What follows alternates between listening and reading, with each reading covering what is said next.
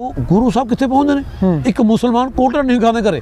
जे लड़ाई मुसलमानों ਨਾਲ ਹੁੰਦੀ ਜੇ ਲੜਾਈ ਇਸਲਾਮ ਨਾਲ ਹੁੰਦੀ ਤਾਂ ਦੁਸ਼ਮਣ ਦੇ ਘਰ ਕੌਣ ਜਾਂਦਾ ਹੈਗਾ ਜੀ ਤੇ ਗੁਰੂ ਸਾਹਿਬ ਨੂੰ ਕਿੰਨਾ ਭਰੋਸਾ ਹੋਊਗਾ ਉਸ ਖਤਰੇ ਸਮੇਂ ਜਦੋਂ ਚਾਹੋਂ ਪਾਸੋਂ ਫੌਜਾਂ ਢੂੰਡ ਰਹੀਆਂ ਸੀਆਂ ਤਾਂ ਗੁਰੂ ਸਾਹਿਬ ਕੋਟਲਾ ਨਹੀਂ ਗਾਂ ਪਾਉਂਦੇ ਨੇ ਤੇ ਉਹ ਪਠਾਨ ਭਰਾਵਾਂ ਨੇ ਗੁਰੂ ਸਾਹਿਬ ਦੀ ਸੇਵਾ ਕੀਤੀ ਅਗਵਾਈ ਕੀਤੀ ਤੇ ਆਪਣੀ ਹਵੇਲੀ 'ਚ ਲੈ ਕੇ ਗਏ ਮੇਰੀ ਗਰਦਨ ਤੇ ਕੋਈ ਤਲਵਾਰ ਰੱਖੇ ਮੈਨੂੰ ਇਹ ਕਹੇ ਵੀ ਤੂੰ ਇਸਲਾਮ ਕਬੂਲ ਕਰ ਤੂੰ ਇਸਲਾਮ ਕਬੂਲ ਹੀ ਨਹੀਂ ਹੁੰਦਾ ਕਿਉਂਕਿ ਜਦੋਂ ਤੱਕ ਤੁਸੀਂ ਮਨ ਦੇ ਵਿਸ਼ਵਾਸ ਨਾਲ ਉਹ ਨਹੀਂ ਕਹਿੰਦੇ ਹੈਗੇ ਹੁਣ ਦੁਨੀਆ 'ਚ ਕੋਈ ਐਸਾ ਥਰਮਾਮੀਟਰ ਹਾਲ ਤੱਕ ਬਣਿਆ ਨਹੀਂ ਮੈਂ ਮੂੰਹ 'ਚ ਲਾ ਕੇ ਦੇਖ ਲਾਂ ਵੀ ਇਹ ਦਿਲੋਂ ਕਲਮਾ ਪੜ੍ਹ ਰਿਹਾ ਇਹ ਉੱਪਰ ਪੜ੍ਹ ਰਿਹਾ ਕੋਟਲਾ ਨਹੀਂ ਖਾਂ ਨੇ ਆਪਣੀ ਕੁਆਰੀ ਧੀ ਦੀ ਇੱਜ਼ਤ ਇੱਕ ਅਜਿਹੇ ਵਿਅਕਤੀ ਨੇ ਜਿਹੜਾ ਦੂਜੇ ਧਰਮ ਦਾ ਸੀ ਦਾਅ ਤੇ ਲਾਤੀ ਉਹਨੇ ਆਪਣੀ ਜਾਨ ਦੀ ਪਰਵਾਹ ਨਹੀਂ ਕੀਤੀ ਆਪਣੀ ਇੱਜ਼ਤ ਦੀ ਪਰਵਾਹ ਨਹੀਂ ਕੀਤੀ ਤੇ ਮੈਂ ਸਵਾਲ ਕਰਦਾ ਹੁੰਦਾ ਕਿ ਇਹਨਾਂ ਅਜਿਹੀਆਂ ਕੁਰਬਾਨੀਆਂ ਤੋਂ ਬਾਅਦ ਵੀ ਇਹ ਕਿਹਾ ਜਾਵੇਗਾ ਕਿ ਗੁਰੂ ਸਾਹਿਬ ਜਾਂ ਮੁਸਲਮਾਨ ਗੁਰੂ ਸਾਹਿਬ ਦੇ ਵਿਰੋਧੀ ਸੀ ਜਾਂ ਗੁਰੂ ਸਾਹਿਬ ਮੁਸਲਮਾਨਾਂ ਦੇ ਵਿਰੋਧੀ ਸੀ ਸੋ ਦੋਸਤੋ ਜਦੋਂ ਨਾ ਅਸੀਂ ਵੱਖ-ਵੱਖ ਭਾਈਚਾਰਿਆਂ ਦੀ ਏਕਤਾ ਦੀ ਗੱਲ ਕਰਦੇ ਹਾਂ ਖਾਸ ਤੌਰ ਤੇ ਧਰਮ ਦੀ ਗੱਲ ਕਰਦੇ ਹਾਂ ਉਹ ਵੀ ਸੋਸ਼ਲ ਮੀਡੀਆ ਜਾਂ ਮੀਡੀਆ ਤੇ ਆ ਕੇ ਕਰਦੇ ਹਾਂ ਤਾਂ ਉਹ ਗੱਲ ਕਰਨ ਦੇ ਵੇਲੇ ਬਹੁਤ ਵੱਡਾ ਇੱਕ ਡਰ ਵੀ ਹੁੰਦਾ ਹੈ ਕਿ ਉਸ ਗੱਲ ਨੂੰ ਉਸ ਲਹਿਜ਼ੇ ਨੂੰ ਕਿਸ ਹਿਸਾਬ ਦੇ ਨਾਲ ਵੱਖ-ਵੱਖ ਦਰਸ਼ਕ ਨੇ ਜਿਹੜੇ ਉਹ ਲੈਂਦੇ ਨੇ ਕਿਉਂਕਿ ਦਰਸ਼ਕ ਜੋ ਏਕਤਾ ਚਾਹੁੰਦੇ ਨੇ ਜੋ ਵੱਖ-ਵੱਖ ਭਾਈਚਾਰਿਆਂ ਦੇ ਵਿੱਚ ਆਪਸੀ ਪਿਆਰ ਚਾਹੁੰਦੇ ਨੇ ਉਹ ਅਜਿਹੀਆਂ ਕੋਸ਼ਿਸ਼ਾਂ ਨੂੰ ਉਹ ਜ਼ਰੂਰ ਤਾਰੀਫ ਕਰਦੇ ਨੇ ਉਹਦਾ ਵਾਧਾ ਚਾਹੁੰਦੇ ਨੇ ਪਰ ਕੁਝ ਐਸੇ ਲੋਕ ਵੀ ਹੁੰਦੇ ਨੇ ਜੋ ਕਿ ਆਪਸੀ ਏਕਤਾ ਸੁਮੇਲਤਾ ਦੇ ਵਾਅਦੇ ਸੁਨੇਹੇ ਨੂੰ ਸਵੀਕਾਰ ਨਹੀਂ ਕਰਨਾ ਚਾਹੁੰਦੇ ਉਹਨਾਂ ਕੋਲ ਭੰਡਣ ਤੋਂ ਬਿਨਾਂ ਹੋਰ ਕੋਈ ਚਾਰਾ ਨਹੀਂ ਹੁੰਦਾ ਕੁਝ ਸਮੇਂ ਲਈ ਉਹ ਬਾਕੀ ਦਰਸ਼ਕਾਂ ਦੇ ਇਸ ਟੇਸਟ ਨੂੰ ਬਣਦੀ ਇਸ ਸ਼ਾਂਤੀ ਨੂੰ ਇਸ ਸੱਚਾਈ ਨੂੰ ਰੋਕਣ ਦੀ ਕੋਸ਼ਿਸ਼ ਕਰਦੇ ਨੇ ਤੇ ਇਹ ਕੋਸ਼ਿਸ਼ਾਂ ਉਦੋਂ ਤੱਕ ਅਸਫਲ ਰਹਿੰਦੀਆਂ ਨੇ ਜਦ ਤੱਕ ਕਿ ਜਿਹੜੇ ਸ਼ਾਂਤੀ ਚਾਹੁਣ ਵਾਲੇ ਲੋਕ ਨੇ ਉਹ ਇੱਕ ਏਕੇ ਦੀ ਏਕਤਾ ਵਿੱਚ ਇੱਕ ਡੋਰ ਦੇ ਵਿੱਚ ਮਜ਼ਬੂਤੀ ਨਾਲ ਜਕੜੇ ਹੋਏ ਹੋਣ ਸਾਰੀਆਂ ਤਾਰੀਫਾਂ ਉਸ ਰੱਬ ਲਈ ਨੇ ਜਿਹੜਾ ਸਾਰੇ ਜਗ ਦਾ ਸਾਜਨਹਾਰ ਤੇ ਪਾਲਣਹਾਰ ਹੈ ਉਸ ਇੱਕ ਰੱਬ ਨੂੰ ਹੀ ਵੱਖ-ਵੱਖ ਭਾਸ਼ਾਵਾਂ ਵਿੱਚ ਅੱਲਾ ਅਕਾਲ ਪੁਰਖ ਪ੍ਰਭੂ ਪਰਮਾਤਮਾ ਲਾਰਡ ਗੋਡ ਆਦਿ ਨਾਮਾਂ ਦੁਆਰਾ ਯਾਦ ਕੀਤਾ ਜਾਂਦਾ ਹੈ ਜਿਵੇਂ ਤੁਸੀਂ ਕਿਹਾ ਕਿ ਅਸੀਂ ਸਾਰੇ ਇੱਕ ਰੱਬ ਦੇ ਬੰਦੇ ਹਾਂ ਲੇਕਿਨ ਔਰ ਜਿਹੜਾ ਸਿੱਖ ਧਰਮ ਹੈ ਉਹਦੀ ਜਿਹੜੀ ਨੀਂਹ ਰੱਖੀ ਸੀ ਪਹਿਲੀ ਪਾਤਸ਼ਾਹੀ ਸਿੱਖੀ ਦੇ ਮੋਢੀ ਧੰਨ ਧੰਨ ਸ਼੍ਰੀ ਗੁਰੂ ਨਾਨਕ ਸਾਹਿਬ ਨੇ ਉਹ ਅਕਾਲ ਪੁਰਖ ਦੀ ਰੱਬ ਦੀ ਏਕਤਾ ਦੀ ਨੀਂਹ ਤੇ ਰੱਖੀ ਸੀ ਤੇ ਇਸਲਾਮ ਦੀ ਜਿਹੜੀ ਨੀਂਹ ਹੈ ਉਹ ਵੀ ਰੱਬ ਦੀ ਏਕਤਾ ਜਿਹੜੀ ਤੌਹੀਦ ਹੈ ਇਸੇ ਕਰਕੇ ਗੁਰੂ ਸਾਹਿਬ ਬਾਰੇ ਪ੍ਰਸਿੱਧ ਸ਼ਾਇਰ ਹੋਏ ਨੇ ਡਾਕਟਰ ਅਲਾਮਾ ਇਕਬਾਲ ਉਹਨਾਂ ਨੇ ਗਵਾਹੀ ਦਿੱਤੀ ਹੈ ਫਿਰ ਉਠੀ ਆਖਿਰ सदा तौहीद की पंजाब से तौहीद कहते रब दी एकता फिर उठी आखिर सदा तौहीद की पंजाब से हिंद को एक मर्द कामिल ने जगाया ख्वाब से यानी कि साडी ਸਾਂਝ ਹੈ ਉਹ ਤੌਹੀਦ ਦੀ ਸਾਂਝ ਹੈ ਕਿਉਂਕਿ ਧੰਨ ਧੰਨ ਸ਼੍ਰੀ ਗੁਰੂ ਨਾਨਕ ਸਾਹਿਬ ਨੇ ਸਿੱਖੀ ਜਿਹੜੀ ਸਥਾਪਨਾ ਕੀਤੀ ਸੀ ਅਕਾਲ ਪੁਰਖ ਦੀ ਏਕਤਾ ਦੀ ਨੀਂਹ ਤੇ ਕੀਤੀ ਸੀ ਤੇ ਇਸਲਾਮ ਦੀ ਜਿਹੜੀ ਨੀਂਹ ਹੈ ਉਹ ਵੀ ਅਕਾਲ ਪੁਰਖ ਦੀ ਰੱਬ ਦੀ ਏਕਤਾ ਹੈ ਤੇ ਜਦੋਂ ਅਸੀਂ ਬੜੇ ਹੋਏ ਦੇਖਿਆ ਵੀ ਸਾਡੇ 'ਚ ਬਹੁਤ ਸਾਰੇ ਵਿਤਕਰੇ ਨੇ ਬਹੁਤ ਸਾਰੇ ਭਰਮ ਭੁਲੇਖੇ ਨੇ ਤਾਂ ਮੈਨੂੰ ਲੱਗਿਆ ਵੀ ਕਿਤੇ ਨਾ ਕਿਤੇ ਕੁਝ ਗੜਬੜ ਜ਼ਰੂਰ ਹੋਈ ਹੈ ਤੇ ਉਹਦੀ ਹੀ ਸਿੱਟਾ ਸੀ ਸਾਡਾ 47 ਜਿਹਦੇ ਵਿੱਚ 10 ਤੋਂ 12 ਲੱਖ ਲੋਕ ਮਾਰੇ ਗਏ ਜਿਹਦੇ ਵਿੱਚ ਕਿਸੇ ਦਾ ਕੋਈ ਨੁਕਸਾਨ ਨਹੀਂ ਹੋਇਆ ਪੰਜਾਬ ਦਾ ਪੰਜਾਬੀਅਤ ਦਾ ਤੇ ਪੰਜਾਬੀਆਂ ਦਾ ਨੁਕਸਾਨ ਹੋਇਆ ਦੋਵਾਂ ਪਾਸੇ ਤੇ ਇਸ ਲਈ ਸਾਨੂੰ ਲੱਗਿਆ ਵੀ ਸਾਨੂੰ ਉਹ ਦੇਖਣੇ ਚਾਹੀਦੇ ਨੇ ਕਾਰਨ ਜਿਸ ਕਰਕੇ ਸਾਡੇ 'ਚ ਏਡਾ ਬੜਾ ਇਹ ਹਾਦਸਾ ਹੋਇਆ ਸਾਡੇ ਲੋਕ ਦੋਵੇਂ ਪਾਸੇ ਵੰਡੇ ਗਏ ਤਾਂ ਮੈਨੇ ਦੇਖਣ 'ਚ ਆਇਆ ਵੀ ਸਾਡੇ ਇਤਿਹਾਸ 'ਚ ਬਹੁਤ ਸਾਰਾ ਇਤਿਹਾਸ ਰਲਗੜ ਕਰ ਦਿੱਤਾ ਗਿਆ ਮਲਗੋਬਾ ਕਰ ਦਿੱਤਾ ਗਿਆ ਜਿਹਦੀ ਬੁਨਿਆਦ ਤੇ ਜਿਹੜੇ ਭੈੜੇ ਲੋਕ ਜਿਹੜੇ ਹਰ ਕੌਮ 'ਚ ਹੁੰਦੇ ਨੇ ਕਿਉਂਕਿ ਕੋਈ ਵੀ ਕੌਮ ਸਾਰੀ ਚੰਗੀ ਨਹੀਂ ਹੁੰਦੀ ਸਾਰੀ ਬੁਰੀ ਨਹੀਂ ਹੁੰਦੀ ਤੇ ਜਦੋਂ ਅੰਗਰੇਜ਼ ਉਰੇ ਆਏ ਤਾਂ ਉਹਨਾਂ ਨੇ ਦੇਖਿਆ ਵੀ ਸਿੱਖ ਤੇ ਮੁਸਲਮਾਨ ਦੋ ਦਲੇਰ ਕੌਮਾਂ ਨੇ ਜਿਨ੍ਹਾਂ ਦੀ ਏਕਤਾ ਤੇ ਮਿਲਾਪ ਅੰਗਰੇਜ਼ ਰਾਜ ਦੀਆਂ ਜੜ੍ਹਾਂ ਨੂੰ ਛੇਤੀ ਹੀ ਖੋਖਲਾ ਕਰਨ ਦਾ ਕਾਰਨ ਬਣ ਸਕਦਾ ਹੈ ਇਸ ਲਈ ਉਸਨੇ ਅਜਿਹੀਆਂ ਸਾਖੀਆਂ ਤੇ ਮਿਥਿਹਾਸਿਕ ਘਟਨਾਵਾਂ ਸਿੱਖਾਂ ਤੇ ਮੁਸਲਮਾਨਾਂ ਦੇ ਇਤਿਹਾਸ 'ਚ ਦਰਜ ਕਰਵਾਈਆਂ ਜਿਹੜੀਆਂ ਇਹਨਾਂ ਦੋਹਾਂ ਕੌਮਾਂ ਨੂੰ ਇੱਕ ਦੂਜੇ ਤੋਂ ਦੂਰ ਲੈ ਜਾਣ ਦਾ ਕਾਰਨ ਬਣੀਆਂ ਇਹ ਇੱਕ ਸੱਚਾਈ ਹੈ ਕਿ ਜੇ ਸਿੱਖਾਂ ਤੇ ਮੁਸਲਮਾਨਾਂ ਦੇ ਇਤਿਹਾਸ ਵਿੱਚ ਅਜਿਹੀਆਂ ਸਾਖੀਆਂ ਤੇ ਮਿਥਿਹਾਸਿਕ ਘਟਨਾਵਾਂ ਦਰਜ ਨਾ ਹੁੰਦੀਆਂ ਜਿਹੜੀਆਂ ਇਹਨਾਂ ਦੋਹਾਂ ਕੌਮਾਂ ਨੂੰ ਇੱਕ ਦੂਜੇ ਤੋਂ ਦੂਰ ਲੈ ਜਾਣ ਦਾ ਕਾਰਨ ਬਣੀਆਂ ਤਾਂ ਸਿੱਖ ਮੁਸਲਮਾਨ ਨੂੰ ਏਕਤਾ ਨੂੰ ਕੋਈ ਅਨੇਕਤਾ 'ਚ ਬਦਲਣ ਦੇ ਯੋਗ ਨਹੀਂ ਹੋ ਸਕਦਾ ਸੀ ਤੇ ਮੈਨੇ ਜਦ ਦੇਖਿਆ ਤਾਂ ਬਹੁਤ ਸਾਰਾ ਇਤਿਹਾਸ ਸੀ ਤੇ ਸਾਡੀ ਕੋਸ਼ਿਸ਼ ਰਹੀ ਹੈ ਕਿ ਅਸੀਂ ਸਿੱਖ ਮੁਲਕ ਸਾਂਝਾ ਜਿਹੜੀ ਸਥਾਪਨਾ ਸੰਸਥਾ ਕਾਇਮ ਕੀਤੀ ਤੇ ਉਹਦਾ ਮਕਸਦ ਇਹ ਸੀ ਕਿ ਫਿਰ ਤੋਂ ਭਵਿੱਖ 'ਚ ਕੋਈ ਅਜਿਹੀ ਘਟਨਾ ਨਾ ਵਾਪਰੇ 1947 ਵਰਗੀ ਤੇ ਇਸ ਲਈ ਅਸੀਂ ਕੋਸ਼ਿਸ਼ ਕੀਤੀ ਹੈ ਕਿ ਸਾਡੇ ਜਿਹੜੇ ਭਰਮ ਭੁਲੇਖੇ ਨੇ ਉਹ ਮਿਥਿਹਾਸਿਕ ਘਟਨਾਵਾਂ ਨੂੰ ਦੂਰ ਕਰਕੇ ਅਸੀਂ ਫਿਰ ਤੋਂ ਉਹੀ ਪਿਆਰ ਪੈਦਾ ਕਰੀਏ ਜਿਹੜਾ ਧੰਨ ਧੰਨ ਸ਼੍ਰੀ ਗੁਰੂ ਨਾਨਕ ਸਾਹਿਬ ਜਾਂ ਗੁਰੂ ਸਾਹਿਬਾਨ ਦੇ ਸਮੇਂ ਮੁਸਲਮਾਨਾਂ ਦੇ ਬਜ਼ੁਰਗਾਂ ਦਾ ਆਪਸ ਵਿੱਚ ਹੀ ਥਾ ਜੀ ਜਿਸ ਤਰ੍ਹਾਂ ਇਸ ਸੰਸਥਾ ਨਾਮ ਹੈ ਸਿੱਖ ਮੁਸਲਿਮ ਸਾਂਝਾ ਤੇ ਤੁਸੀਂ ਇਸ ਦੇ ਬਾਰੇ ਗੱਲਬਾਤ ਕਰੀਏ ਜਾਣਕਾਰੀ ਦਿੱਤੀ ਹੈ ਇਹ ਵੀ ਸਵਾਲ ਉੱਠਦਾ ਹੈ ਕਿ ਇਸ ਸੰਸਥਾ ਦੇ ਵਿੱਚ ਹਿੰਦੂ ਜਾਂ ਈਸਾਈ ਹੋਰਾਂ ਦਾ ਨਾਮ ਕਿਉਂ ਨਹੀਂ ਸ਼ਾਮਲ ਕੀਤਾ ਗਿਆ ਦੇਖੋ ਇਹ ਸਿੱਧੀ ਜੀ ਗੱਲ ਹੈ। ਮੈਂ ਅਕਸਰ ਕਹਿੰਦਾ ਹੁੰਨਾ ਵੀ ਜਿਹੜਾ ਸਾਡਾ ਸਮਾਜ ਹੈ ਉਹ ਇੱਕ ਮਾਂ-ਬਾਪ ਦੀ ਔਲਾਦ ਹੈ ਜੀ। ਇੱਕ ਮਾਂ-ਬਾਪ ਦੇ 4 ਬੱਚੇ ਸੀਗੇ ਜਾਂ 5 ਬੱਚੇ ਸਮਝ ਲਓ, ਉਹਨਾਂ ਵਿੱਚ 2 ਭਰਾਵਾਂ 2 ਪੁੱਤਰਾਂ 'ਚ ਲੜਾਈ ਹੋ ਪਈ ਤਾਂ ਆਪਾਂ ਸੁਲਹ ਤਾਂ ਉਹਨਾਂ ਦੀ ਕਰਾਵਾਂਗੇ ਨਾ। ਤੇ ਜਿੱਥੇ ਤੱਕ ਦੇਖਿਆ ਜਾਵੇ ਨਾ ਕੋਈ ਹਿੰਦੂਆਂ ਨਾਲ ਝਗੜਾ ਹੈਗਾ, ਨਾ ਦਲਿਤਾਂ ਨਾਲ, ਨਾ ਈਸਾਈਆਂ ਨਾਲ, ਕਿਉਂਕਿ ਜਿਵੇਂ ਮੈਂ ਦੱਸਿਆ ਵੀ ਸਾਡੇ ਜਿਹੜੇ 2 ਦਲੇਰ ਕੌਮਾਂ ਥੀਆਂ ਪੰਜਾਬ 'ਚ, ਸਿੱਖ ਤੇ ਮੁਸਲਮਾਨ ਵਸਦੇ ਤੇ, ਇਹਨਾਂ ਵਿੱਚ ਭਰਮ ਭੁਲੇਖੇ ਪਾਏ ਗਏ, ਇਹਨਾਂ ਵਿੱਚ ਲੜਾਈਆਂ ਕਰਾਈਆਂ ਗਈਆਂ ਤੇ ਹੁਣ ਜਿਨ੍ਹਾਂ ਵਿੱਚ ਲੜਾਈਆਂ ਹੋਣਗੀਆਂ ਉਹਨਾਂ 'ਚ ਸੁਲਹ ਕਰਾਈ ਜਾਊਗੀ। ਉਹਨਾਂ ਨਾਲ ਤਾਂ ਕੋਈ ਝਗੜੇ ਦਾ ਸਵਾਲ ਹੀ ਪੈਦਾ ਨਹੀਂ ਹੁੰਦਾ ਹੈਗਾ, ਕੋਈ ਵਿਤਕਰੇ ਦੀ ਗੱਲ ਹੀ ਨਹੀਂ ਹੈਗੀ, ਉਹਨਾਂ ਨਾਲ ਸਾਡਾ ਕੋਈ ਝਗੜਾ ਹੀ ਨਹੀਂ ਹੈਗਾ, ਕਿਉਂਕਿ ਝਗੜਾ ਸਿੱਖਾਂ ਤੇ ਮੁਸਲਮਾਨਾਂ 'ਚ ਕਰਾਇਆ ਗਿਆ ਹੈਗਾ। ਇਸ ਲਈ ਸਾਡੀ ਜਿਹੜੀ ਕੋਸ਼ਿਸ਼ ਸੀ ਇਸ ਸੰਸਥਾ ਨਾਲ ਵੀ ਸਿੱਖ ਮੁਸਲਮਾਨ ਸਾਂਝਾ ਇਸ ਕਰਕੇ ਰੱਖਿਆ ਗਿਆ ਵੀ ਸਾਡੀਆਂ ਕਿਹੜੀਆਂ ਸਾਂਝਾਂ ਥੀਆਂ, ਅਸੀਂ ਕਿਵੇਂ ਚੱਲ ਕੇ ਆਏ ਹਾਂ। ਇਸੇ ਕਰਕੇ ਤਾਂ ਧੰਨ ਸ਼੍ਰੀ ਆਪਣੇ ਗੁਰੂ ਅਰਜਨ ਦੇਵ ਜੀ ਨੇ ਜਿਹੜਾ ਸ਼੍ਰੀ ਹਰਿਮੰਦਰ ਸਾਹਿਬ ਦਾ ਨੀਂਹ ਪੱਥਰ ਰਖਾਇਆ ਸੀ, ਉਹ ਇੱਕ ਮੁਸਲਮਾਨ ਸੂਫੀ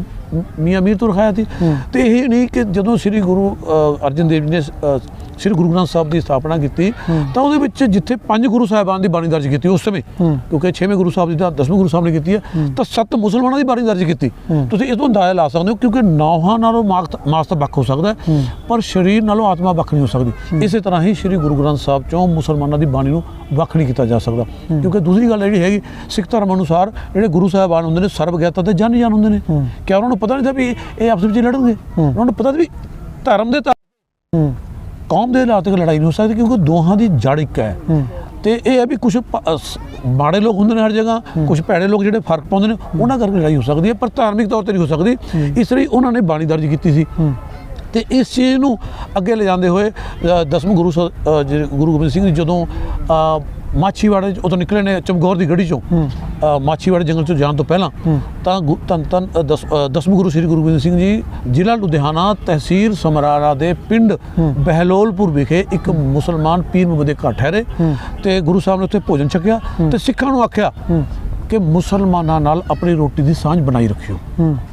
ਉਹਨਾਂ ਦੀ ਸਾਂਝ ਬਣੀ ਹੋਈ ਸੀ, ਉਹਦਾ ਖਾ ਹੀ ਰਹੇ थे। ਭਾਈ ਗਨੀ ਖਾਨ, ਨਬੀ ਖਾਨ, ਪੀਰ ਬੁੱਧੂ ਸ਼ਾਹ ਦੇ ਘਰੇ ਔਰ ਕੋਟਲਾ ਨੀਂਹ ਖਾਨ ਦੇ ਘਰੇ 3 ਵਾਰ ਗਏ। ਇੱਕ ਵਾਰੀ ਕੋਟਲਾ ਨੀਂਹ ਖਾਨ ਦੇ ਬੇਟੇ ਦੀ ਆਲਮ ਖਾਨ ਦੀ ਮੰਗਣੀ ਤੇ ਪੂਰਾ ਪਰਿਵਾਰ ਸਮੇਤ ਗਏ, 3 ਦਿਨ ਰਹੇ ਉੱਥੇ। ਉਹਨਾਂ ਨੇ ਭਵਿੱਖ ਵਾਸਤੇ ਕਿਹਾ ਸੀ, ਸਾਨੂੰ ਤੁਹਾਨੂੰ ਕਿਹਾ ਸੀ ਕਿ ਮੁਸਲਮਾਨਾਂ ਨੇ ਆਪਣੀ ਰੋਟੀ ਦੀ ਸਾਂਝ ਬਣਾਈ ਰੱਖਿਓ। ਤੁਸੀਂ ਵਿੱਚ ਕੋਟਲਾ ਨਿਹੰਗ ਖਾਨ ਦਾ ਜ਼ਿਕਰ ਕੀਤਾ ਹੈ। ਇਤਿਹਾਸਕਾਰਾਂ ਮੁਤਾਬਕ ਇਹ ਵੀ ਕਿਹਾ ਜਾਂਦਾ ਹੈ ਕਿ ਜਿਸ ਵਕਤ ਮੁਸੀਬਤ ਪਈ ਉਸ ਵਕਤ ਜਿੱਥੇ ਫੌਜਾਂ, ਸਿੱਖ ਫੌਜਾਂ ਖਾਸ ਕਰਕੇ ਇੱਧਰ ਉੱਧਰ ਸਿੰਘ ਚਲੇ ਗਏ, ਪਰਿਵਾਰ ਵਿਛੋੜਾ ਹੋਇਆ। ਇਸ ਦੇ ਨਾਲ ਹੀ ਜਦੋਂ ਭਾਈ ਬਚਿੱਤਰ ਸਿੰਘ ਜੀ ਜਦੋਂ ਕੋਟਲਾ ਨਿਹੰਗ ਖਾਨ ਦੇ ਘਰ ਗਏ ਨੇ ਤਾਂ ਉਹਨਾਂ ਨੇ ਆਪਣੀ ਜਿੱਥੇ ਉਹਨਾਂ ਦੀ ਧੀ ਬੈਠੀ ਸੀ ਉਸ ਕਮਰੇ ਦੇ ਵਿੱਚ ਉਹਨਾਂ ਨੂੰ ਵਾੜ ਦਿੱਤਾ। ਇਸ ਦੇ ਵਿੱਚ ਕੀ ਸੱਚਾਈ ਹੈ? ਦੇਖੋ ਇਹ ਬੜੀ ਸੱਚਾਈ ਹੈ। ਜਦੋਂ ਗੁਰੂ ਸਾਹਿਬ ਸਰਸਾ ਨਦੀ ਕ੍ਰਾਸ ਕਰਕੇ ਰੋਪੜ ਦੇ ਲਾਗੇ ਪਹੁੰਚੇ, ਜਦੋਂ ਉਸ ਵੇਲੇ ਗੁਰੂ ਸਾਹਿਬ ਦੇ ਆਪਣੇ ਸਿੱਖ ਵੀ ਬੇਦਾਵਾ ਲਿਖ ਕੇ ਦੇ ਜਾ ਰਹੇ थे। ਹਾਲਾਂਕਿ ਬਹੁਤ ਸਾਰੇ ਸਿੱਖ ਪਰਿਵਾਰ ਰਹਿੰਦੇ थे, ਬਹੁਤ ਸਾਰੇ ਹਿੰਦੂ ਪਰਿਵਾਰ ਰਹਿੰਦੇ थे, ਲੇਕਿਨ ਤੁਸੀਂ ਦੇਖੋ ਗੁਰੂ ਸਾਹਿਬ ਕਿੱਥੇ ਪਹੁੰਚਦੇ ਨੇ? ਇੱਕ ਮੁਸਲਮਾਨ ਕੋਟਲਾ ਨੀਂਹ ਖਾਨ ਦੇ ਘਰੇ। ਜੇ ਲੜਾਈ ਮੁਸਲਮਾਨਾਂ ਨਾਲ ਹੁੰਦੀ, ਜੇ ਲੜਾਈ ਇਸਲਾਮ ਨਾਲ ਹੁੰਦੀ ਤਾਂ ਦੁਸ਼ਮਣ ਦੇ ਘਰ ਕੌਣ ਜਾਂਦਾ ਹੈਗਾ? ਤੇ ਗੁਰੂ ਸਾਹਿਬ ਨੂੰ ਕਿੰਨਾ ਭਰੋਸਾ ਹੋਊਗਾ ਉਸ ਖਤਰੇ ਸਮੇਂ ਜਦੋਂ ਚਾਹੋਂ ਪਾਸੇ ਤੋਂ ਫੌਜਾਂ ਢੂੰਡ ਰਹੀਆਂ ਥੀਆਂ ਤਾਂ ਗੁਰੂ ਸਾਹਿਬ ਕੋਟਲਾ ਨੀਂਹ ਖਾਨ ਪਹੁੰਚਦੇ ਨੇ ਤੇ ਉਹ ਪਠਾਨ ਭਰਾਵਾਂ ਨੇ ਗੁਰੂ ਸਾਹਿਬ ਦੀ ਸੇਵਾ ਕੀਤੀ, ਅਗਵਾਈ ਕੀਤੀ ਤੇ ਆਪਣੀ ਹਵੇਲੀ 'ਚ ਲੈ ਕੇ ਗਏ। ਉਸ ਤੋਂ ਬਾਅਦ ਫੱਟੜ ਹੋਇਆ ਬਚਿੱਤਰ ਸਿੰਘ ਨੂੰ ਲੈ ਕੇ ਦੋਵੇਂ ਵੱਡੇ ਸਾਹਿਬਜ਼ਾਦੇ ਗੁਰੂ ਸਾਹਿਬ ਕੋਲ ਪਹੁੰਚਦੇ ਨੇ ਤੇ ਗੁਰੂ ਸਾਹਿਬ ਇਹ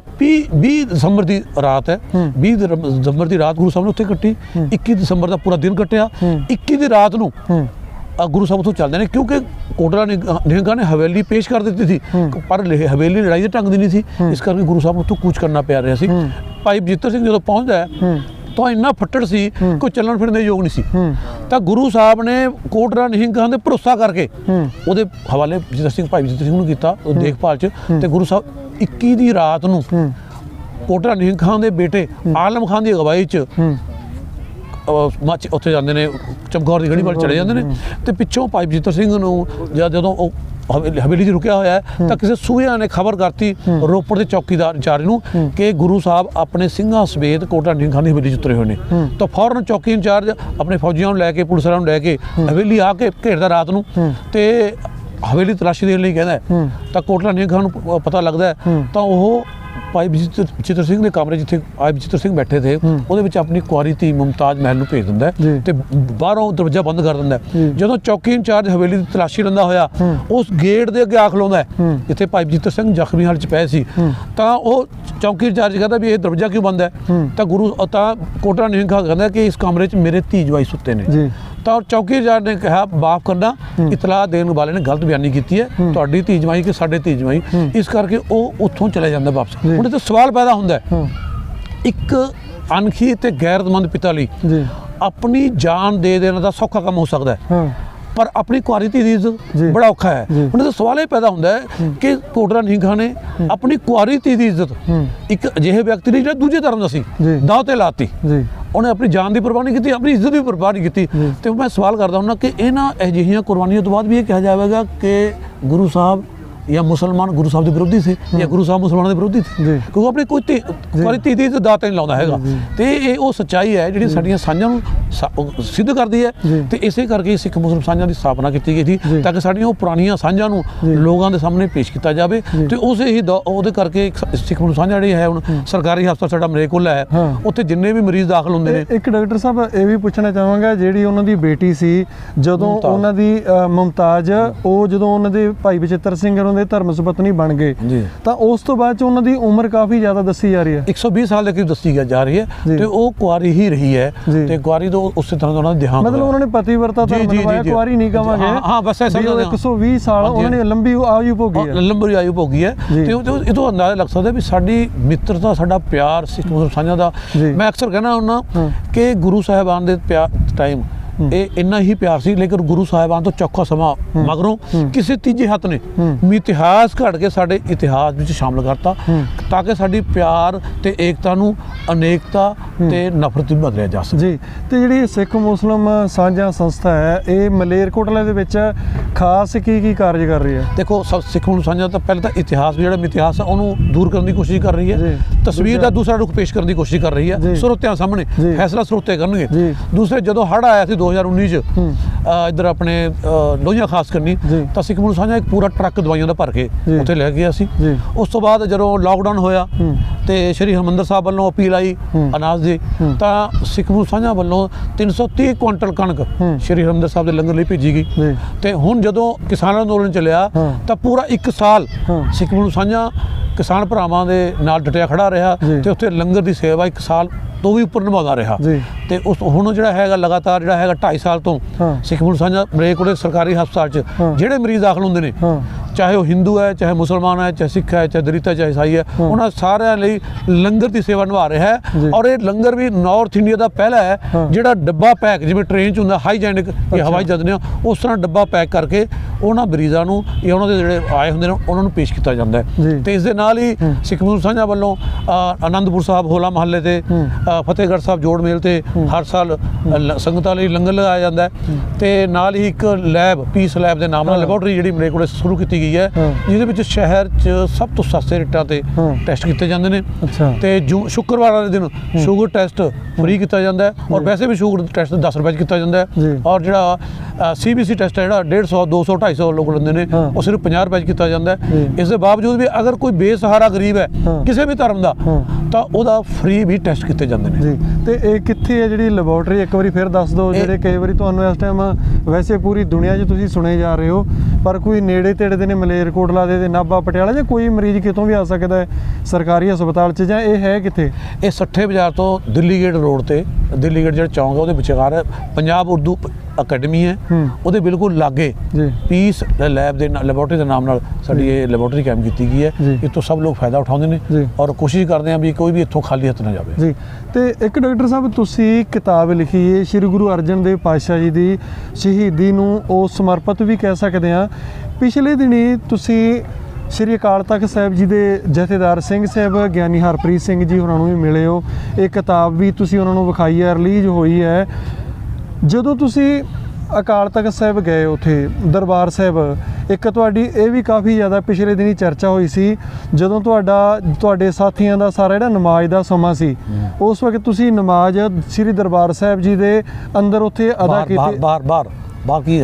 ਉਸ ਵਕਤ ਤੁਸੀਂ ਆਪਣੀ ਨਮਾਜ਼ ਸ਼੍ਰੀ ਦਰਬਾਰ ਸਾਹਿਬ ਦੇ ਬਾਹਰ ਅਦਾ ਕੀਤੀ ਹੈ। ਜਿਹੜੇ ਵਕਤ ਉਹ ਨਮਾਜ਼ ਅਦਾ ਕੀਤੀ ਗਈ ਹੈ, ਕੀ ਤੁਸੀਂ ਉੱਥੇ SGPC ਤੋਂ ਕੋਈ ਪਰਮਿਸ਼ਨ ਲਈ ਸੀ, ਜਾਂ ਜਿਹੜੀ SGPC ਜੇਕਰ ਪਰਮਿਸ਼ਨ ਲਈ ਸੀ ਤੁਹਾਨੂੰ ਕਿਸੇ ਨੇ ਸਹਿਯੋਗ ਦਿੱਤਾ ਹੈ ਜਾਂ ਨਹੀਂ ਦਿੱਤਾ, ਜਾਂ ਜਦੋਂ ਵੀ ਕੋਈ ਹੋਰ ਫਿਰਕੇ ਦਾ ਵੀ ਲੋਕ ਜਾਂਦੇ ਨੇ SGPC ਵੱਲੋਂ ਕਿਸ ਤਰ੍ਹਾਂ ਦਾ ਵਤੀਰਾ ਕੀਤਾ ਜਾਂਦਾ? ਆਮ ਤੌਰ ਤੇ ਇਹ ਵੈਸੇ ਬੇਸ਼ੱਕ ਕਿ ਸਾਡੇ ਇਸ ਇੰਟਰਵਿਊ ਨਾਲ ਅਲੱਗ ਅਸੀਂ ਗੱਲ ਕਰ ਰਹੇ ਹਾਂਗੇ, ਪਰ ਅਸੀਂ ਤੁਹਾਡਾ ਵਿਊ ਜਾਣਨਾ ਚਾਹੁੰਦੇ ਹਾਂ, ਤੁਹਾਨੂੰ ਕਿਸ ਤਰ੍ਹਾਂ ਦਾ ਮਹਿਸੂਸ ਹੁੰਦਾ ਉੱਥੇ? ਅਸੀਂ ਵੈਸੇ ਤਾਂ ਕਿਤਾਬ ਰਿਲੀਜ਼ ਕਰਾਉਣ ਵਾਸਤੇ ਗਏ ਸੀ ਜੀ, ਉੱਥੇ ਉਹਦੇ ਵਾਸਤੇ। ਦੂਸਰੀ ਸਾਡੀ ਬੇਨਤੀ ਇਹ ਸੀ ਵੀ ਅਸੀਂ ਸ਼੍ਰੀ ਗੁਰੂ ਨਾਨਕ ਸਾਹਿਬ ਦੇ ਪ੍ਰਕਾਸ਼ ਪੁਰਬ ਦੇ ਮੌਕੇ ਅਸੀਂ ਉੱਥੇ ਲੰਗਰ ਲਗਾਉਣਾ ਚਾਹੁੰਦੇ ਸੀ, ਇੱਕ ਭਾਈਚਾਰਕ ਸਾਂਝ ਦੀ ਸੁਨੇਹਾ ਦੇਣਾ ਚਾਹੁੰਦੇ ਸੀ, ਇਸ ਵਾਸਤੇ ਗਏ ਸੀ। ਇਸੇ ਦਰਮਿਆਨ ਹੀ ਸਾਡੀ ਜਿਹੜੀ ਅਸਰ ਦੀ ਨਮਾਜ਼ ਹੈ ਸਬਕ 4 ਵਜੇ ਪੜ੍ਹੀ ਜਾਂਦੀ, ਟਾਈਮ ਹੋ ਗਿਆ ਤੇ ਬਹੁਤ ਉਹ ਟਾਈਮ ਸ਼ਾਰਟ ਸੀਗਾ। ਦੁਪਹਿਰ ਦੀ ਨਮਾਜ਼ ਸਾਡੀ ਉਹ ਕਜ਼ਾ ਹੋ ਰਹੀ ਸੀ, ਲੇਟ ਹੋ ਰਹੀ ਸੀ ਤੇ ਅਸੀਂ ਮਸਜਿਦ 'ਚ ਨਮਾਜ਼ ਪੜ੍ਹਨ ਜਾ ਰਹੇ ਤੇ ਇੱਕ ਦੋ ਸਾਥੀਆਂ ਨਾਲ ਸਾਡੇ ਗੱਲ ਕੀਤੀ, ਉਹ ਕਹਿੰਦੇ ਕੋਈ ਨਾ ਇੱਥੇ ਬਾਹਰ ਜਿਹੜਾ ਚੁਗਰਦਾ ਹੈ ਇੱਥੇ ਪੜ੍ਹ ਲਓ ਹਰਿਮੰਦਰ ਸਾਹਿਬ ਦੇ ਬਾਹਰ। ਤੇ ਅਸੀਂ ਇਨਫੋਰਮੇਸ਼ਨ ਆਫਿਸ 'ਚ ਗਏ, ਅਸੀਂ ਉਹਨਾਂ ਨੂੰ ਬੇਨਤੀ ਕੀਤੀ ਵੀ ਅਸੀਂ ਨਮਾਜ਼ ਪੜ੍ਹਨਾ ਚਾਹੁੰਦੇ ਹਾਂ ਤੇ ਉਹਨਾਂ ਨੇ ਸਾਨੂੰ ਵੈਲਕਮ ਕੀਤਾ ਤੇ ਆਪਣਾ ਇੱਕ ਜਿਹੜੀ ਕਿ ਜਿਹੜਾ ਸੀਗਾ ਉਹਨਾਂ ਦਾ ਸੇਵਾਦਾਰ ਉਹਨੂੰ ਉੱਥੇ ਝਾੜੂ ਦੇਣ ਲਈ ਭੇਜਿਆ ਬਾਹਰ, ਜਿਹੜੀ ਚੌਂਤਰਾ ਫਰਸ਼ ਸੀਗਾ, ਤੇ ਨਾਲ ਹੀ ਉਹਨਾਂ ਨੇ ਉੱਥੇ ਵਾਈਪਰ ਵਗੈਰਾ ਪੋਚਾ ਵਗੈਰਾ ਲਗਾਇਆ ਤੇ ਸਾਡੇ ਕੋਲ ਕੱਪੜਾ ਵੀ ਨਹੀਂ, ਸਾਨੂੰ ਕੱਪੜਾ ਵੀ ਦਿੱਤਾ ਪੜ੍ਹਨ ਵਾਸਤੇ ਤੇ ਇਸ ਕਰਕੇ ਅਸੀਂ ਨਮਾਜ਼ ਅਦਾ ਕੀਤੀ ਹੈ। ਅਦਰਵਾਈਜ਼ ਨਹੀਂ ਅਸੀਂ ਕਰਨਾ ਸੀ, ਟਾਈਮ ਹੋ ਗਿਆ ਸੀ ਤੇ ਅਸੀਂ ਸਾਨੂੰ ਬਹੁਤ ਅੱਛਾ ਵੈਲਕਮ ਕੀਤਾ, ਸਾਨੂੰ ਉਹਨੇ ਇਨਵਾਈਟ ਕੀਤਾ, ਬੈਠਣ ਵਾਸਤੇ ਵੀ ਕਿਹਾ ਔਰ ਬਹੁਤ ਅੱਛਾ ਸਹਿਯੋਗ ਸੀ ਸਾਡੇ ਨਾਲ। ਜਿਸ ਤਰ੍ਹਾਂ ਜਿਹੜੀ ਕਿਤਾਬ ਦੀ ਆਪਾਂ ਗੱਲ ਕੀਤੀ ਜਾਵੇ ਤਾਂ ਉਸ ਦੇ ਵਿੱਚ ਥੋੜ੍ਹਾ ਜਿਹਾ ਅਸੀਂ ਸੰਖੇਪ 'ਚ ਜ਼ਰੂਰ ਜਾਣਨਾ ਚਾਹਾਂਗੇ, ਤੁਸੀਂ ਕਿਸ ਤਰ੍ਹਾਂ ਦਾ ਉਸ ਦੇ ਵਿੱਚ ਇੱਕ ਨਵਾਂ ਇਤਿਹਾਸ ਲੈ ਕੇ ਆਏ ਹੋ ਤੇ ਸਿੰਘ ਸਾਹਿਬ ਉਹਨਾਂ ਦਾ ਕਿਸ ਤਰ੍ਹਾਂ ਦਾ ਇਸ ਦੇ ਉੱਪਰ ਵਿਊ ਰਿਹਾ ਆਪਣਾ? ਦੇਖੋ, ਕਿਉਂਕਿ ਜਿਵੇਂ ਮੈਂ ਪਹਿਲਾਂ ਦੱਸਿਆ ਨਾ, ਸਾਡੇ ਇਤਿਹਾਸ 'ਚ ਬਹੁਤ ਸਾਰਾ ਮਲਗੋਬਾ ਕੀਤਾ ਗਿਆ ਹੈਗਾ ਤੇ ਇੱਕ ਕਿਤਾਬ ਹੈ ਸਿੱਖ ਇਤਿਹਾਸ ਦਾ ਨਸ਼ਟ ਕਿਵੇਂ ਹੋਇਆ, ਉਹਦੇ ਪੰਨਾ ਨੰਬਰ 44 ਦੇ ਉਹ ਸਿੱਖ ਵਿਦਵਾਨ ਲਿਖਦੇ ਨੇ, ਈਸਟ ਇੰਡੀਆ ਕੰਪਨੀ ਅਤੇ ਸਬਸਿਡੀਅਰ ਸਿੱਖ ਸਰਦਾਰਾਂ ਨੇ ਸਿਆਸੀ ਸਮੇਂ ਦੀ ਲੋੜ ਅਨੁਸਾਰ ਸਿੱਖ ਇਤਿਹਾਸ ਤਿਆਰ ਕਰਵਾਇਆ ਜੋ ਸਿੱਖਾਂ 'ਚ ਪ੍ਰਚਲਿਤ ਹੋ ਗਿਆ ਤੇ ਅਨਪੜ੍ਹ ਸਿੱਖਾਂ ਨੇ ਉਸ ਇਤਿਹਾਸ ਨੂੰ ਪ੍ਰਮਾਣਿਕ ਮੰਨ ਲਿਆ। ਦੂਸਰੀ ਕਿਤਾਬ ਹੈ ਪ੍ਰੀਤ ਲੜੀ ਚੰਡੀਗੜ੍ਹ, ਮਾਰਚ 1945 'ਚ ਲਿਖਦਾ ਹੈ, ਬ੍ਰਿਟਿਸ਼ ਸਰਕਾਰ ਦੀ ਖੁਸ਼ਨੂਦੀ ਹਾਸਲ ਕਰਨ ਲਈ ਸਿੱਖ ਇਤਿਹਾਸ ਨੂੰ ਤਰੋੜਿਆ ਮੁੜਿਆ ਗਿਆ। ਠੀਕ ਹੈ, ਸਾਨੂੰ ਲੱਗਦਾ ਵੀ ਬਹੁਤ ਸਾਰਾ ਇਤਿਹਾਸ 'ਚ ਗੜਬੜ ਕੀਤੀ ਗਈ ਹੈ ਤੇ ਅਸੀਂ ਆਪਣੇ ਵੱਲੋਂ ਕੁਝ ਨਹੀਂ ਕਰ ਰਹੇ, ਅਸੀਂ ਬਲਕਿ ਸਿੱਖ ਲਿਟਰੇਚਰ ਦੇ ਆਧਾਰ ਤੇ ਉਹ ਇਤਿਹਾਸਿਕ ਘਟਨਾਵਾਂ ਪੇਸ਼ ਕਰਨ ਦੀ ਕੋਸ਼ਿਸ਼ ਕੀਤੀ ਹੈ ਜੋ ਸਿੱਖ ਇਤਿਹਾਸਕਾਰਾਂ ਨੇ ਆਪ ਹੀ ਵਰਣਨ ਕੀਤੀਆਂ ਨੇ। ਹੁਣ ਜਿਹੜੇ ਜੱਜ ਨੇ ਉਹ ਸਰੋਤੇ ਨੇ,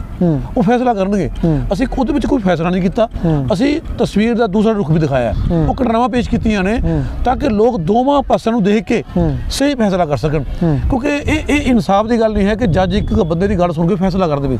ਉਹਨੂੰ ਦੋਹਾਂ ਧਿਰਾਂ ਦੀ ਗੱਲ ਸੁਣਨੀ ਚਾਹੀਦੀ ਹੈ, ਫਿਰ ਫੈਸਲਾ ਕਰਨਾ ਚਾਹੀਦਾ। ਅਸੀਂ ਦੋਵੇਂ ਪੱਖ ਪੇਸ਼ ਕਰਨ ਦੀ ਕੋਸ਼ਿਸ਼ ਕੀਤੀ ਹੈ ਸ਼੍ਰੀ ਗੁਰੂ ਅਰਜਨ ਦੇਵ ਜੀ ਸ਼ਹੀਦੀ ਨਾਲ ਸੰਬੰਧਿਤ, ਕਿਉਂਕਿ ਇਸਲਾਮ 'ਚ ਜਿਵੇਂ ਮੈਂ ਦੱਸਿਆ ਕਿਸੇ ਨਿਰਦੋਸ਼ ਦਾ ਕਤਲ ਇੱਕ ਬਹੁਤ ਬੜਾ ਪਾਪ ਮੰਨਿਆ ਜਾਂਦਾ ਹੈ ਔਰ ਇਸਲਾਮ 'ਚ ਇੱਕ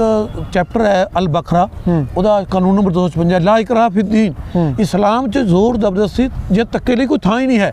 ਨਾ ਤਾਂ ਕਿਸੇ ਨੂੰ ਧੱਕੇ ਨਾਲ ਮੁਸਲਮਾਨ ਬਣਾਇਆ ਜਾ ਸਕਦਾ ਹੈ, ਨਾ ਕਿਸੇ ਨਿਰਦੋਸ਼ ਦਾ ਕਤਲ ਹੋ ਸਕਦਾ ਹੈ। ਤੇ ਇਸ ਲਈ ਇੱਕ ਜਿਹੜੀ ਕਿਤਾਬ ਆ ਇਹ ਸਾਕੇ ਤੇ ਉਹਨੂੰ ਇਸਲਾਮ ਨਾਲ ਜੋੜਨ ਦੀ ਕੋਸ਼ਿਸ਼ ਕੀਤੀ ਗਈ ਹੈ ਸ਼ਰਾਰਤੀ ਲੋਕਾਂ ਵੱਲੋਂ। ਅਸੀਂ ਸਿਰਫ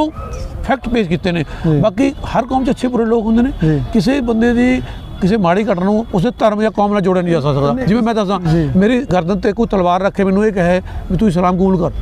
ਤੂੰ ਇਸਲਾਮ ਕਬੂਲ ਹੀ ਨਹੀਂ ਹੁੰਦਾ, ਕਿਉਂਕਿ ਜਦੋਂ ਤੱਕ ਤੁਸੀਂ ਮਨ ਦੇ ਵਿਸ਼ਵਾਸ ਨਾਲ ਉਹ ਨਹੀਂ ਕਹਿੰਦੇ ਹੈਗੇ। ਹੁਣ ਦੁਨੀਆ 'ਚ ਕੋਈ ਐਸਾ ਥਰਮਾਮੀਟਰ ਤਾਂ ਹਾਲ ਤੱਕ ਬਣਿਆ ਨਹੀਂ, ਮੈਂ ਮੂੰਹ 'ਚ ਲਾ ਕੇ ਦੇਖ ਲਾਂ ਵੀ ਇਹ ਦਿਲੋਂ ਕਲਮਾ ਪੜ੍ਹ ਰਿਹਾ ਹੈ, ਇਹ ਉੱਪਰੋਂ ਪੜ੍ਹ ਰਿਹਾ ਹੈ, ਜਦੋਂ ਦਿਲੋਂ ਉਹਨੇ ਕੀਤਾ ਹੀ ਨਹੀਂ ਹੈ ਫਿਰ ਉਹ ਮੁਸਲਮਾਨ ਬਣ ਨਹੀਂ ਸਕਦਾ, ਇਸਲਾਮ ਤੋਂ ਕਬੂਲ ਹੋ ਹੀ ਨਹੀਂ ਸਕਦਾ ਹੈਗਾ। ਇਸ ਤਰ੍ਹਾਂ ਬਹੁਤ ਸਾਰੀ ਚੀਜ਼ਾਂ ਜਿਹੜੀਆਂ ਨੇ ਉਹ ਪ੍ਰਚਲਿਤ ਨੇ ਤੇ ਮੈਂ ਉਹ ਕਿਤਾਬ 'ਚ ਫੈਕਟ ਕੀਤੇ ਨੇ, ਉਹ ਦੋਵੇਂ ਪੱਖ ਰੱਖੇ ਨੇ, ਬਾਕੀ ਸਰੋਤੇ ਦੇਖਣਗੇ। ਸਿੰਘ ਸਾਹਿਬ ਉਹਨਾਂ ਦਾ ਕੀ ਪ੍ਰਤੀਕਰਮ ਸੀ? ਮੈਂ ਸਿੰਘ ਸਾਹਿਬ ਨੇ ਇਹੀ ਕਿਹਾ ਸੀ ਕਿ ਬੜੀ ਅੱਛੀ ਗੱਲ ਹੈ, ਕਿਤਾਬ ਰਿਲੀਜ਼ ਹੋਈ ਹੈ, ਹੁਣ ਜਿਹੜੇ ਸਾਡੇ ਵਿਦਵਾਨ ਨੇ, ਸਕਾਲਰ ਨੇ, ਉਹਨਾਂ ਨੂੰ ਇਹਦੇ ਉੱਪਰ ਰਿਸਰਚ ਕਰਨੀ ਚਾਹੀਦੀ ਹੈ ਔਰ ਜਿਹੜਾ ਇਤਿਹਾਸ ਤੇ ਗਰਦਾ ਪਿਆ ਹੈ ਉਹਨੂੰ ਸਾਫ਼ ਕਰਨਾ ਚਾਹੀਦਾ ਹੈ। ਜੀ ਜੀ। ਸੋ ਇਹ ਸਨ ਡਾਕਟਰ ਨਸੀਰ ਅਖਤਰ, ਜਿਨ੍ਹਾਂ ਨੇ ਸਿੱਖ ਮੁਸਲਿਮ ਸਾਂਝਾਂ ਸੰਸਥਾ ਬਾਰੇ ਜਾਣਕਾਰੀ ਦਿੱਤੀ ਹੈ। ਇਸ ਤੋਂ ਇਲਾਵਾ ਜਿਸ ਤਰ੍ਹਾਂ ਦਾ ਇਹ ਸ੍ਰੀ ਦਰਬਾਰ ਸਾਹਿਬ ਜਦੋਂ ਗਏ ਨੇ ਗੁਰੂ ਨਾਨਕ ਪਾਤਸ਼ਾਹ ਜੀ ਦੇ ਗੁਰਪੁਰਬ ਸਮੇਂ ਤੇ ਉੱਥੇ ਆਪਣੀ ਕਿਤਾਬ ਵੀ ਲੈ ਗਏ ਨੇ, ਜਿਸ ਤਰ੍ਹਾਂ ਸਿੰਘ ਸਾਹਿਬ ਉਹਨਾਂ ਨੇ ਇਸ ਸੰਬੰਧੀ ਆਪਣੀ ਗੱਲਬਾਤ ਰੱਖੀ ਹੈ। ਆਉਣ ਵਾਲੇ ਸਮੇਂ ਦੇ ਵਿੱਚ ਇਸ ਪੁਸਤਕ ਸੰਬੰਧੀ ਤੇ ਹੋਰ ਜਿਹੜੇ ਸਿੱਖ ਜਾਂ ਹੋਰ ਧਿਰਾਂ ਨਾਲ ਸੰਬੰਧਿਤ ਮਸਲੇ ਨੇ ਉਹਨਾਂ ਤੇ ਵੀ ਇਹਨਾਂ ਨਾਲ ਗੱਲਬਾਤ ਜ਼ਰੂਰ ਕਰਾਂਗੇ। ਸਮਾਂ ਦੇ ਲਈ ਡਾਕਟਰ ਸਾਹਿਬ ਬਹੁਤ ਬਹੁਤ ਧੰਨਵਾਦ। ਬਹੁਤ ਬਹੁਤ ਸ਼ੁਕਰੀਆ, ਬਹੁਤ ਬਹੁਤ ਧੰਨਵਾਦ।